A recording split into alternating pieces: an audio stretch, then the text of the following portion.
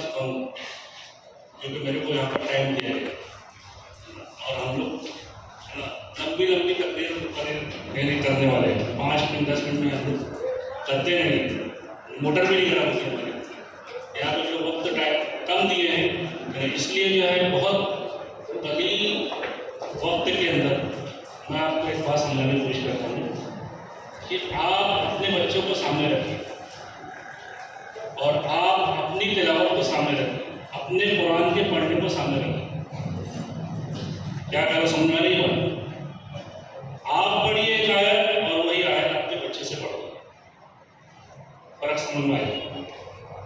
جو قرآن کی تلاوت آج سے 25 30 سال 40 سال 50 سال پہلے ہمارے اساتذہ نے ہم کو دی تھی، اور آج کا جو ہے طالب علم، دیکھو یہ 5G کا زمانہ ہے، سمجھ لو بات، آج کے بچے بہت ایڈوانس ہیں، چھوٹے چھوٹے بچے کے ہاتھ میں موبائل دے دو، آپ جس فنکشن کو نہیں سمجھ سکتے بچے وہاں پہ گھس رہے ہیں، بات سمجھ آ رہی؟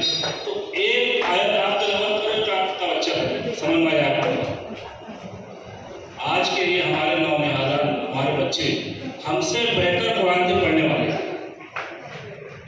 ہمارے مقابلے میں اگر ان کو مصنف پر کھڑا کر دی جائے تو یہ تجوید اور ترتیل کے ساتھ اتنا اچھا قرآن پڑھ سکتے ہیں اتنا اچھا ہم نہیں پڑھ سکتے۔ اس کے لیے جو ہے میں اپنی جانب سے اہل محلہ کی جانب سے جو ہے اس مدرسے کے منتظمین کو مبارکباد پیش کرتا ہوں۔ یہ ایک بات ہے۔ دوسری بات، ہم نے اپنے بچوں کی تعلیم کی فکر کی ہے، تعلیم تو ہم دے رہے ہیں، تعلیم دی جا رہی ہے، اور اصل تعلیم یہی ہے جو بندے کو اللہ سے ملے، اور جس تعلیم و تعلق سے ہم لوگ تعلق رکھتے ہیں اسکول کالج والی، اس کو تعلیم نہیں بولتے، بولے کہ یہ کیا بات ہے؟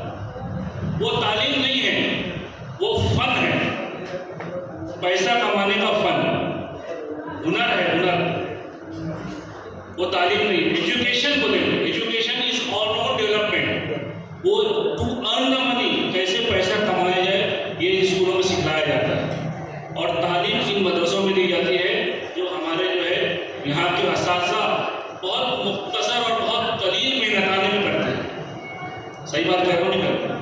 بہت قلیل محنتانے میں، بہت مختصر ان کو جو ہے اس کا جو معاوضہ دیا جاتا ہے، تو اس جانب ہم کو توجہ کرنے کی ضرورت ہے۔ اور جو ایجوکیشن اور جو تعلیم ہم سمجھ رہے ہیں دنیاوی تعلیم، وہ تعلیم نہیں ہے، وہ دنیا کمانے کا ایک فن اور ہنر ہے۔ فرق سمجھ لو آپ کہ پیسہ کیسے کمایا جائے یہ اسکول اور کالج میں بتایا جاتا ہے، وہاں پر آپ کو دین کی بات نہیں بتائی جائے، اللہ رسول کی بات نہیں بتائی جائے، قرآن حدیث کی بات نہیں بتائی جائے۔ موقع پائے میرے پاس اساتذہ کبھی کبھی بول دیتے ہیں، مگر آج کا جو ایجوکیشن سسٹم ہے وہ اتنا ٹف ہے اور اتنا کمپلیکیٹڈ ہے نا کہ کسی استاد کو دوسری جانب جھانکنے کی اور دیکھنے کی فرصت ہی نہیں، سلیبس اتنا واسٹ ہے کہ اس کو کمپلیٹ کرتے کرتے ان کا جو ہے اوور ٹائم ہو جاتا ہے۔ تو اس کے لیے جو ہے اب ہم اپنے بچوں کی تربیت کے لیے کیا کریں؟ بس یہ آخری بات، کیا کرنا چاہیے ہم کہ تعلیم تو ہمارے ماشاءاللہ جو ہے اساتذہ دے رہے ہیں مدرسوں کے اندر، اب تربیت کے لیے ہم کو کیا کرنا چاہیے کہ آپ دیکھیں کہ ہمارا بچہ جو ہے جیسے گھر میں داخل ہوتا ہے اس کی کیا ہوتی ہے، انٹینشن کیا ہوتا ہے، اس کی ساری توجہ ہمارے موبائل کے اوپر ہوتی ہے۔ ہمارا موبائل ہے تو اس کی ماں کا موبائل، بات صحیح کر رہا ہو نہیں کر رہا؟ ارے آپ ہاں نہیں بولتے وغیرہ سے کیا ہوتا ہے، یا تو باپ ہوگا باپ کا موبائل یا ماں ہوگا ماں کا موبائل۔ تو اس کے لیے کیا کرنا، اس کا بہترین سلوشن ہے نا کہ اب ان کو بجائے اس لائن سے کہ اب ان کو بتایا جائے کہ اچھے قاری کی تلاوت سنیں، اچھے پروگرام، اس کے اوپر بہت سارے پروگرام بھی آتے ہیں، کیونکہ دیکھو ایک یہودی سازش ہے، سمجھ لو بات کو، اس سے ہماری نسل تباہ ہو رہی ہے، تباہی کے دہانے پر ہے ہماری نسل۔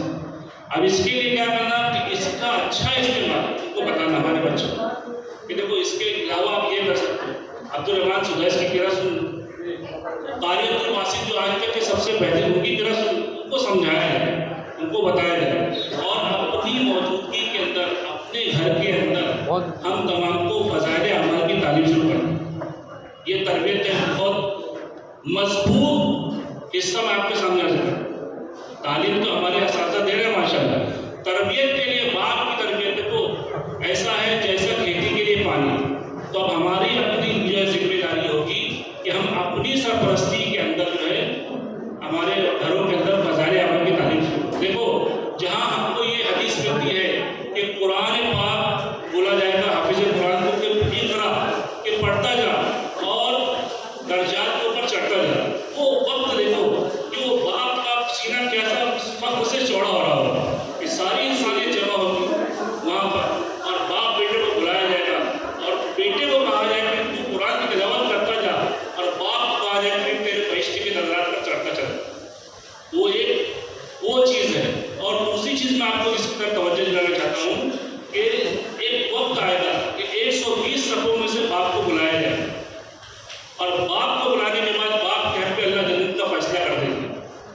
اور جنت کا فیصلہ جیسے ہوگا نا تو مجمع میں ہڑبول مچ جائے, ایک ہلچل ہوگی. وہ ہلچل میں دیکھیں گے کوئی ہانپتا کانپتا بھاگتا ہوا اللہ کے عرش کی طرف دوڑتا آ رہا ہوگا. اللہ کے عرش کی طرف جیسے دوڑتا آئے گا تو باپ قریب سے دیکھے گا کہ یہ میرا بچہ ہے, یہ میری اولاد ہے. تو اس وقت باپ کو کوئی مبارکبادی نہیں دینے آئے گا بیٹا, بلکہ وہاں پر باپ کی گردن ناپنے کے لیے ہے. بات سمجھانے کیا کہہ رہا ہوں. وہاں پر یہ کہے گا کہ یہ میرے باپ ہیں, یہ میرے والد ہیں. تو سب کہیں گے کہ ہاں ٹھیک ہے باپ بیٹے کا رشتہ. تو باپ کیا کہ جب کامیابی کا فیصلہ ہوا ہے فرشتوں نے سنایا ہے تو مبارکباد دینے کے لیے آیا ہوا, تو مبارکباد دینے نہیں ہوگا بلکہ وہ اللہ کے سامنے عرض گزارش کرے گا, اللہ کے سامنے ریٹ پٹیشن داخل کرے گا کہ میرے باپ نے جتنی میری دنیا کے تعلق سے فکر کی تھی اتنی میری آخرت کے تعلق سے نہیں کی. اگر جتنی دنیا کے تعلق سے کی ہوتی آخرت کی فکر کر لیتے تو آج میرے باپ کے ساتھ میں بھی کامیاب ہو گیا ہوتا. بات سمجھا رہی ہے. اب یہ مطلب ہے کہ یہ باپ بیٹے کو درمیان میں کیا چاہتا ہے. تو اللہ کے نبی صلی اللہ علیہ وسلم نے فرمایا یہ باپ جس کے تعلق سے اولاد مجموعی سے اٹھ آئے گی یہ قیامت کا سب سے بدترین شخص ہوگا. معیشت کے میدان کا سب سے بدترین شخص ہوگا کہ اس کی نیکی کو اس کی اولاد کھا جائے گی. اس کی نیکی کو اس کی اولاد کھا جائے گی. کہ باپ کے حق میں جنت کا فیصلہ ہو چکا ہے اور یہ بیٹا اگر اللہ کے سامنے عرض کر رہا ہے کہ اگر میرے باپ نے میری دین کی فکر کی ہوتی, دین کے تعلق سے میری تعلیم تربیت کی ہوتی تو شاید آج میرے باپ کے ساتھ میں بھی کامیاب ہو گیا. تو ابھی جو جس کے بارے میں فیصلہ ہو رہا تھا کہ فلاں ابن فلاں سعید ہو گیا, کامیاب ہو گیا, اب تھوڑی دیر بعد فرشتے کہیں گے کہ فلاں ابن فلاں ناکام ہو گیا, سکی ہو گیا, ناکام ہو گیا.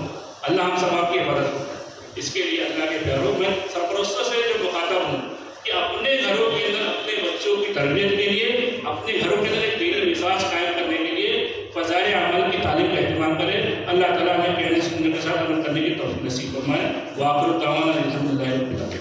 جزاکم اللہ خیر و احسن الجزاء. اس کے بعد میں